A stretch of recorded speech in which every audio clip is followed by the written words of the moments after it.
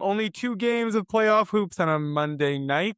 Cleveland wins the series. Golden State basically wins the series. We're going to recap it all for you. My name is Shlomo Stark. My name is David Jacob. And this is the NBA Daily Recap in 15 minutes or less. Levi, with only 2 games, we give us a little bit more time to talk big picture. It's hard to do that when often these playoff games are stacked. I want to talk to you about something big picture. I'm conflicted. I'd love to get your thoughts. On the one hand, I feel privileged that we have this type of round one, especially with those 6 West teams. The Warriors, Rockets, the Timberwolves, Lakers, and the Clippers, Nuggets. On the other hand, my counter to that is there's only been one good series, and it's been Clippers Nuggets. And even that, it kind of feels like the Clippers. It wouldn't be crazy if you said Clippers in 6. I just feel like every team is up 3-1, and I wanted a bit more of fight, except from the Pistons. I'm happy we're up 3-1 over them. But like, I was very excited for this first round, and now that it's almost the end of it, I'm like, was this even good? Like, every team is up 3-1.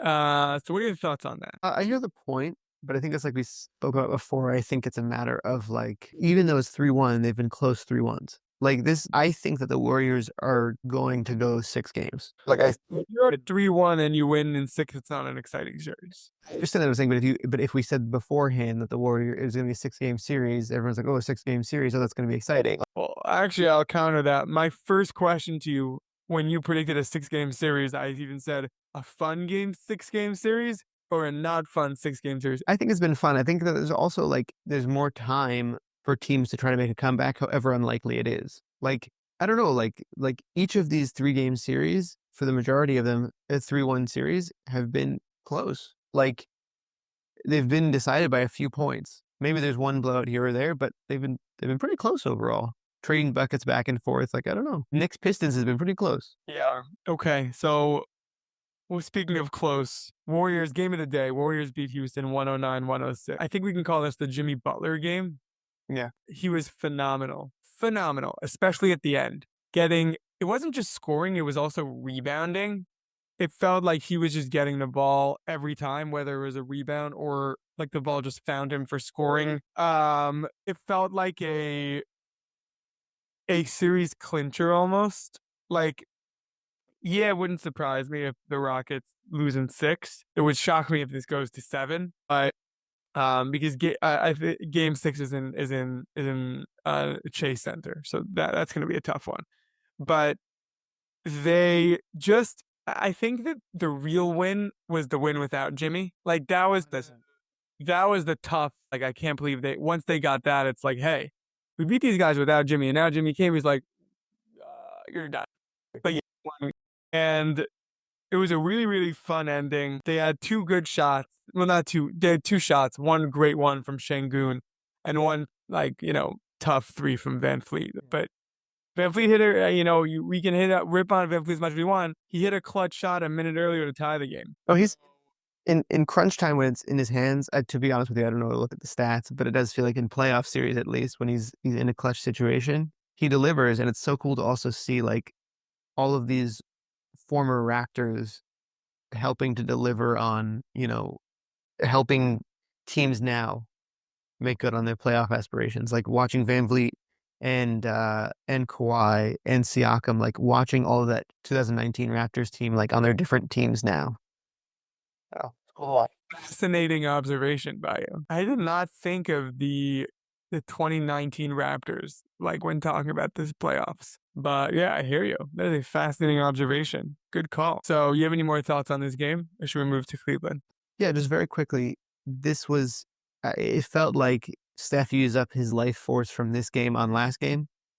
Or I guess the last 2 games. Like, this game, like it caught up to him. He still shot a pretty good percentage, I think. He was 6 of 13 shooting. Like he was, the defense was more aggressive on him because he's Steph Curry, obviously. But there's just, he needed people to rest this game, and they allowed him to do that. The rest of the team really pulled through. Podziemski also hit a couple of shots, which was very good. Like much needed. Like everybody stepped up a little bit more, aside from Kuminga. But yeah, it was a good team effort. Butler game powered them through, and the Rockets, Listen, it's like I said, it's been a good series. This is good playoff experience for them. This gives them the ability to come back next year stronger, especially if they're able to get somebody in the offseason who's able to be a consistent scorer for them. Jalen Green with his now I know, now I understand how to adjust to the playoffs. Okay, sure, guy, whatever you say. Yeah, it's good experience for them, and they'll come back next year. That's okay. Warriors played 12 guys, and Kuminga is not one of them. Yeah, he's gone. He's gone in the offseason. Okay, I think we can all very obviously say that. There's no interest in playing him, there's no interest in having him on this team. I was listening to something, I don't want to quote it incorrectly, but basically they were saying that it looked like when he was playing in the last two games, it looked like he just severely regressed. Like even on the offensive end, like he just totally lost his offensive prowess completely. And watching him, it feels that way.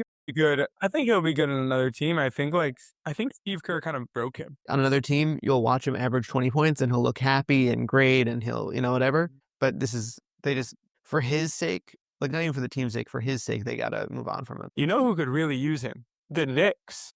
Give me him in those campaign minutes, in those Deuce McBride minutes. No, I need just a little bit more. he's not. Need something on my bench. No, you need a facility. No, it's not a good call. And they're going to want too much for him. Let him be. Let him be somewhere else. Send him to the Kings, whatever. Let him do whatever. I want him. I'd be happy to take him. Okay, next. Cleveland beats Miami 138-83. After this game, I think I can officially say it'd be hard to argue against me on this, but this was much more dominant than the OKC Grizzlies series. 100%. And it's one of the most dominant sweeps ever, and everyone's been talking about OKC. I think because the Grizzlies are slightly better than Miami. I think a lot better, but yeah. I'm sure that meaning whatever it is. This was like total dominance by Cleveland. I don't think anyone's gonna care until next round. Let's see them do this against the Pacers. I think this has been the most not talked about series of all the, not even just by us, by like media in general. 100%. It was the most lopsided series win in NBA playoff history. They won by 55 points, fourth biggest playoff win ever. We're talking fourth biggest. The last two of them were in 19. There was one in 56, 53, and one in 09. Like this is legit. Yeah, that's a real win. I think it also speaks to was Miami's holdout and wanting to try to keep Jimmy or get a bigger package for him is because they just have Tyler Hero is a good player. Not to take anything away from Tyler Hero, they just don't have enough offensive creation. They can't put it together on offense at all on that team. And to his credit, Davion Mitchell has been playing as a good facilitator, but he's a defensive guard. There's no, they're a very good defensive team, but they really don't have enough on offense. Yes. Sorry that I paused. I think it was a shocking tweet, huh? I was like, you're right. Like you're just right. There's nothing to add there. Good job, Cleveland. And if I'm the Pacers, I'm like, all right, we gotta really work here. All right, 4 games tonight, so we could do predictions quickly. Milwaukee, Indiana. This is the first time I will say I will take Indiana. Ooh, wait, I didn't look at the lines. You want to guess the lines with me? Guess the line. We're gonna move on to Pistons. Let's save that one for the last one for your favorite. What do we think Magic Celtics is? Follow. Magic Celtics. Who's home? TD in Boston. Celtics. So it's in Boston. This is game 5. Boston's up 3-1. Yeah. I'm gonna have Boston favored by 6.5. You have to go higher than that. I think just tell me. They have it at 11.5. No respect for this Magic team. No. Who won a game already. All right, next. I think, we could talk about the game, actually. I think that the Magic, if I was betting, I would bet the Celtics win, but by less than 11.5. Yeah, I think the Magic's going to put up more of a fight. I think Banchero's going to be really locked in for this game. I think it's going to be like a 6-7 point game. Yeah. That's why my guess was 5.5. Or that's why I guess 6.5. I think it'll be more similar to game 1 where you see the Celtics execution kick in and they're going to really take it to them. Okay.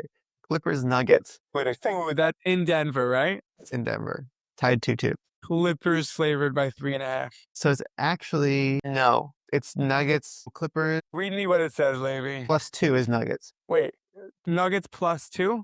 Yeah. So I'm off by 1.5. The Knicks are going to be favored by 5.5. Yeah. Nailed it? Yeah, right on the nose. Let's go. That's hard to nail it. Yeah.